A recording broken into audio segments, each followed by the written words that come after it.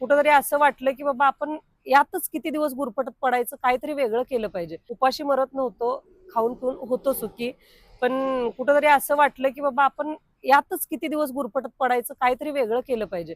म्हणून आम्ही 10 वर्षापूर्वी तंदूर चहा म्हणून कोल्हापूरमध्ये आणला. नवीन वेगळ्या भट्टीत भाजलेल्या मडक्यांमध्ये चहा ओतून द्यायचा.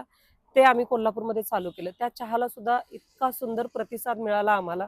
अख्ख्या कोल्हापूरने म्हणजे खूप सुंदर प्रतिसाद. म्हणजे चहाचं टायमिंग असं असायचं, संध्याकाळी आम्ही 4ला चालू करायचो, रात्री 8 वाजेपर्यंत असायचं.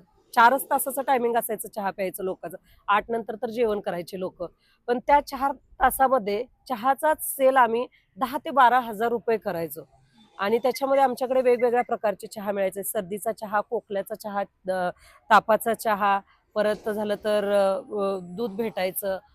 असं वेगळे-वेगळे एक 8-10 प्रकारच्या चहा भेटायचे आमच्याकडं आणि त्या सगळ्याचे मसाले मी सगळे स्वतः घरी बनवायचे.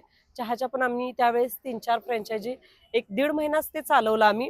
1.5 महिन्यानंतर असं डोक्यात आलं आमच्या, की बाबा आता आपण 8 पर्यंतच काम करतोय आणि तरुण होतो, काम करण्याची उमेद होते अजून.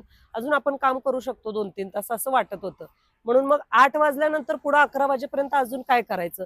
तर एक थाळी चालू करूया आपण. म्हणजे त्याच गाळ्यामध्ये जिथं आम्ही चहाचं करत होतो ते 500 स्क्वेअर फूटमध्ये.